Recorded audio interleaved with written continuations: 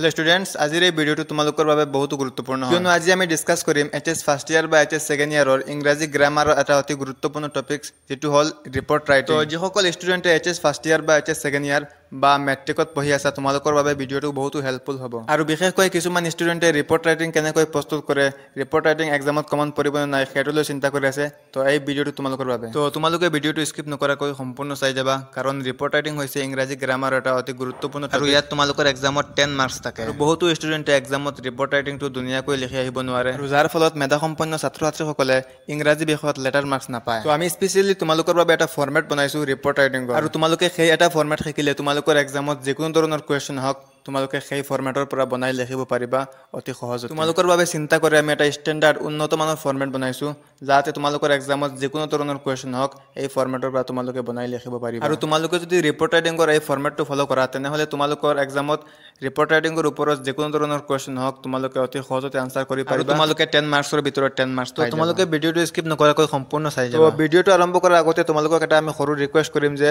যিসকলে এতিয়ালৈকে এই চেনেলটো সাবস্ক্ৰাইব কৰা নাই তোমালোকে সাবস্ক্ৰাইব কৰি লবা যাতে আমি আৰু এনেকুৱা ভিডিও বনাব পাৰো তো আহক আমি ভিডিওটো কন্টিনিউ কৰো তো আমাৰ মেইন টপিকটো আছিল report writing so report writing তোমালোকৰ এইচএস ফাৰ্ষ্ট ইয়াৰৰ সিলেবাসত আছে আৰু তোমালোকৰ সেকেন্ড ইয়াৰৰ সিলেবাসত আছে আৰু ইয়াতে তোমালোকৰ 10 মাৰ্কস থাকে মোস্ট ইম্পৰ্টেন্ট টপিক তোমালোকৰ ইংৰাজী গ্ৰামাৰৰ তো ইয়াত তোমালোকে চাব পাৰা তোমালোকৰ 12টা কোৱেশ্চন আছে তোমালোকৰ 12টা বেলেগ বেলেগ টপিকছৰ ওপৰত কোৱেশ্চন আছে আৰু এই 12টা কোৱেশ্চনৰ পৰা তোমালোকৰ এক্সামত যিকোনো এটা কোৱেশ্চন আহিলে তোমালোকৰ আনসাৰ এটাই হ'ব এটা আনসাৰ হ'ব তোমালোকৰ বাবে আমি প্ৰস্তুত কৰিছো তো তোমালোকে ভিডিওটো ভালকৈ ওয়াচ কৰিব লাগিব সো ৰিপৰ্ট ৰাইটিং মানে হৈছে তোমালোকক এটা টপিক দিয়া হ'ব আৰু ৰিপৰ্টাৰ হিচাপে তোমালোকে এই টপিকৰ পৰা এটা ৰিপৰ্ট প্ৰস্তুত কৰিব লাগে তো তোমালোকৰ এক্সামত ৰিপৰ্ট সাধাৰণতে তিনি টাইপৰ আহে ইয়াৰ প্ৰথমটো হৈছে তোমালোকৰ ইভেন্টস বা ডে সেলিব্ৰেশন নেক্সট হল এক্সিডেন্টৰ ওপৰত আৰু 3 নম্বৰটো হৈছে দুৰ্যোগ বা ডিজাস্টাৰ দৰিলোৱা কোনো এটা অঞ্চলত বানপানী হৈছে বা ভূমিকম্প হৈছে তাৰ ওপৰত এটা ৰিপৰ্ট লিখিব লাগে তো আমি আজি ডিসকাস কৰিম যে তোমালোকৰ এক্সামত ইভেন্টস বা ডে সেলিব্ৰেশনৰ ওপৰত যদি কোনো কোৱেশ্চন আহে তোমালোকে কেনেকৈ সঠিককৈ আনসাৰ কৰিব পাৰিবা মাত্ৰ এটা ফৰমেট শিকি আৰু বেছিভাগ প্ৰিভিয়াস ইয়াৰত কোৱেশ্চন আহিছে ইভেন্টস বা ডে সেলিব্ৰেশনৰ ওপৰত তো তোমালোকৰ বাবে ডে সেলিব্ৰেশন বহুত ইম্পৰ্টেন্ট হয় আৰু ডে সেলিব্ৰেশন বহুত আছে যেনেকৈ তোমালোকৰ independent day teachers day republic day ইয়াৰ পিছত শিল্পী দিৱস সেলিব্ৰেশন তো এনেকৈ বহু কেইটা আছে আহক ভিডিওটো কন্টিনিউ কৰো তো ইয়াত তোমালোকৰ ডে সেলিব্ৰেশনৰ প্ৰথমটো কোৱেশ্চন হৈছে your school/college has recently celebrated teachers day write a report in about 125 words to be published in a local newspaper your request মানে তোমাৰ স্কুলত টিচাৰ্স ডে সেলিব্ৰেশন কৰা হৈছে এইটোৰ ওপৰত ৰিপৰ্ট লিখিব লাগে তো এইটো আছিল ডে সেলিব্ৰেশনৰ ওপৰত কোৱেশ্চন তোমালোকৰ এক্সামত যদি কোনো ধৰণৰ ডে সেলিব্ৰেশনৰ ওপৰত কোৱেশ্চন আহে তোমালোকৰ আনসাৰ এইটোই হ'ব তো আমি লাহে লাহে আনসাৰ লৈ গৈ আছো তোমালোকে প্ৰথমতে ডে সেলিব্ৰেশনৰ ওপৰত কোৱেশ্চন কেনেকৈ আহে সেইটো জানি লোৱা তো নেক্সট কোৱেশ্চনটো হল you are Imran Rita of Sunrise Academy Guwahati recently your school celebrated the World Environment Day giving details of the celebration write a report in 100 to 125 words for your school magazine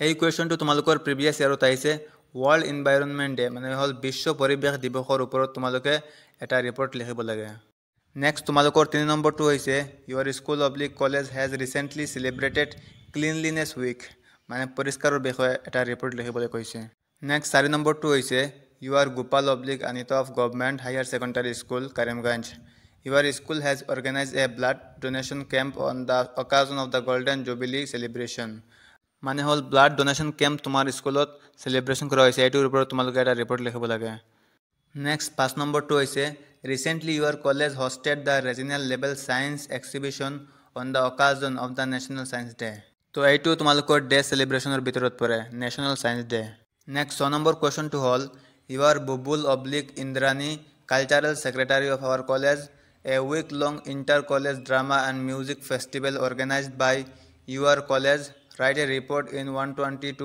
150 words for your college magazine মানে এইটো তোমালোকৰ events বা day সেলিব্ৰেশনৰ ভিতৰত পৰে next তোমালোকৰ 7 নম্বৰ কোৱেশ্চনটো হল you are the sports secretary Darang College last week the final of inter college cricket competition was held at your college playground মানে এইটো এটা ইভেন্টস হয় ক্ৰিকেট কম্পিটিশন ইয়াৰ ওপৰত এটা ৰিপৰ্ট লিখিব লাগে তোমালোকক প্ৰথমে কৈছো যে তোমালোকৰ ইভেন্টস বা ডে সেলিব্ৰেশনৰ ওপৰত তোমালোকৰ বাবে আমি 12টা কোৱেশ্চন প্ৰস্তুত কৰিছো প্ৰিভিয়াস ইয়াৰৰ পৰা আৰু সেই 12টা কোৱেশ্চনৰ আনসাৰ এটাই হ'ব তো আহা তোমালোকৰ 8 নম্বৰ কোৱেশ্চনটো লৈ your college have organized a program on no tobacco day on 4th June 2026 prepare a report তো ইয়াত নো টবাকো ডে ডেৰ ওপৰত এটা আমি ৰিপৰ্ট লিখিব লাগে। নেক্সট কুৱেশ্যন হ'ল your school has recently celebrated tree plantation week. তো এইটো আমাৰ ডে চেলিব্ৰেশ্যনৰ ভিতৰত পৰে। নেক্সট কুৱেশ্যনটো হ'ল your school oblique college has recently celebrated শিল্পী দিৱস। তো ইয়াত কৈছে যে শিল্পী দিৱসৰ কাৰণে ৰিপৰ্ট প্ৰস্তুত কৰিবলৈ। তো এইটো আমাৰ ডে চেলিব্ৰেশ্যনৰ ভিতৰত পৰে। তো ইয়াত তোমালোকৰ লগত আমি বহুকেইটা ডে ডিছকাছ কৰিলোঁ আৰু এনেকুৱা বহুতো ডে আছে যিবোৰ তোমালোকৰ এক্সামত আহিব পাৰে, যেনেকৈ তোমালোকৰ চিলড্ৰেনছ ডে। তো তোমালোকৰ এক্সামত যিকোনো ধৰণৰ ডে চেলিব্ৰেশ্যনৰ ওপৰত কুৱেশ্যন হওক, তোমালোকৰ আনচাৰ এইটোৱেই হ'ব। তো আহক আমি আনচাৰ লৈ যাওঁ। আৰু এটা কথা তোমালোকক প্ৰথমে কৈছোঁ যে তোমালোকৰ এক্সামত যদি কোনো এক্সিডেণ্টৰ ওপৰত কুৱেশ্যন আহে বা কোনো ডিজাষ্টাৰৰ ওপৰত কুৱেশ্যন আহে, তোমালোকে এই আনচাৰটো নিলিখিবা। এই আনচাৰটো তোমালোকে ইভেণ্টছ বা ডে চেলিব্ৰেশ্যনৰ ওপৰত যিকোনো কুৱেশ্যন হওক তোমালোকে এক্সামত এই আনচাৰটো লিখিব পাৰিবা। তো স্পেচিয়েলি আমি এতিয়া 1 নম্বৰ কুৱেশ্যনটোৰ আনচাৰ ডিছকাছ কৰিম, যিটো হৈছে টিচাৰ্ছ ডে চেলিব্ৰেশ্যন। আৰু তোমালোকে যদি 1 নম্বৰ কুৱেশ্যনৰ আনচাৰটো ভালকৈ বুজি লোৱা, তেনেহ'লে বাকী 11টা কুৱেশ্যন তোমালোকে নিজে নিজে কৰিব পাৰিবা। তোমালোকে যদি টিচাৰ্ছ ডেটো ভালদৰে চোৱা, ভালদৰে ৱাচ কৰা, তেনেহ'লে বাকী world environment day, republic day, national science day সেইবোৰ তোমালোকে নিজে নিজে কৰিব পাৰিবা।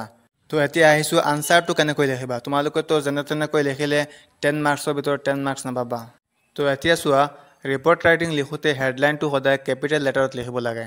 সকলো কুৱেশ্যনৰ এটা মেইন হেডলাইন থাকে, এটা মেইন টপিক থাকে। যেনেকৈ আমাৰ কুৱেশ্যনটোৰ হেডলাইন হ'ল টিচাৰ্ছ ডে, আৰু সেই হেডলাইনটো সদায় কেপিটেল লেটাৰত লিখিব লাগে। তোমালোকৰ যদি কুৱেশ্যনত থাকে নো টবাকো ডে চেলিব্ৰেশ্যন, তেনেহ'লে তোমালোকে টিচাৰ্ছ ডে লিখিলে নহ'ব, তোমালোকে নো টবাকো ডে চেলিব্ৰেশ্যনটো লিখিব লাগিব। আৰু নেক্সট হ'ল ৰিপৰ্টেড বাই, কোনে ৰিপৰ্টটো দিছে। আমাৰ সকলোবোৰ কুৱেশ্যনৰ লগত এটা নাম থাকে যোনে ৰিপৰ্টটো দিছে। যেনেকৈ আমাৰ প্ৰথমটো কুৱেশ্যনৰ হ'ল ৰিপৰ্টেড বাই ৰাকেশ। তো আমি ইয়াত লিখিব লাগে ৰিপৰ্টেড বাই ৰাকেশ। যদি নাম বেলেগ থাকে তোমালোকে সেই নামটো দিবা। নেক্সট তোমালোকে তলত লিখিব লাগিব ঠাইৰ নাম, জাগাৰ নাম। আমি ইয়াত লিখিছোঁ গুৱাহাটী, কাৰণ আমাৰ কুৱেশ্যনত কোনো নিৰ্দিষ্ট ঠাইৰ নাম মেনশ্যন কৰা নাই। তো তোমালোকৰ যদি এক্সামত কোনো ঠাইৰ নাম দিয়া থাকে সেইটো লিখিবা, যদি দিয়া নাথাকে তেনেহ'লে যিকোনো এটা লিখিলেই হ'ল।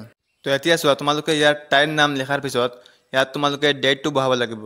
তো তোমালোকৰ এনেকুৱা কিছুমান নিৰ্দিষ্ট স্পেচিফিক ডেট থাকে যিবোৰ নিৰ্দিষ্ট দিনত পালন কৰা হয়। যেনেকুৱা তোমালোকৰ 5 ছেপ্টেম্বৰত টিচাৰ্ছ ডে চেলিব্ৰেশ্যন কৰা হয় আৰু 5 জুনত ৱৰ্ল্ড এনভাইৰনমেণ্ট ডে চেলিব্ৰেশ্যন কৰা হয়। এনেকৈ তোমালোকৰ কিছুমান নিৰ্দিষ্ট ডে থাকে। তো তোমালোকে এই তাৰিখবোৰ মনত ৰাখিব লাগিব। তোমালোকৰ কোন তাৰিখত কি চেলিব্ৰেশ্যন কৰা হয়, এই সকলোবোৰ তাৰিখ তোমালোকে মনত ৰাখিব লাগিব। এই সকলোবোৰ তাৰিখ তোমালোকৰ কুৱেশ্যনৰ লাষ্টত আমি ব্ৰেকেটত লিখি দিছোঁ, তোমালোকে চাব। আৰু কিছুমান এনেকুৱা ডে আছে যিবোৰ কোনো নিৰ্দিষ্ট দিনত পালন কৰা নহয়, যেনেকৈ ক্লিনলেছ উইক, কালচাৰেল প্ৰগ্ৰাম। সেইবোৰ বছৰৰ যিকোনো এটা ডেট পালন কৰা হয়, তো সেইবোৰৰ কোনো নিৰ্দিষ্ট ডেট নাথাকে। ছাপ'জ তোমালোকৰ এক্সামত যদি আহি যায় ৱৰ্ল্ড এনভাইৰনমেণ্ট ডে, তেনেহ'লে তোমালোকে ইয়াত লিখিব লাগিব গুৱাহাটী, 5 জুন 2025। তো নেক্সট হ'ল তোমালোকৰ the teachers day was organised oblique held oblique celebrated. তো তোমালোকে এই ব্ৰেকেটৰ 3টাৰ পৰা যিকোনো এটা লিখিব লাগিব যাৰ লগত যিটো মিল খায়। যেনেকৈ তোমালোকৰ ইয়াত the teachers day was celebrated হ'ব, অৰ্গেনাইজ হেল্ড নহ'ব, ইয়াত তোমালোকৰ চেলিব্ৰেটেড হ'ব।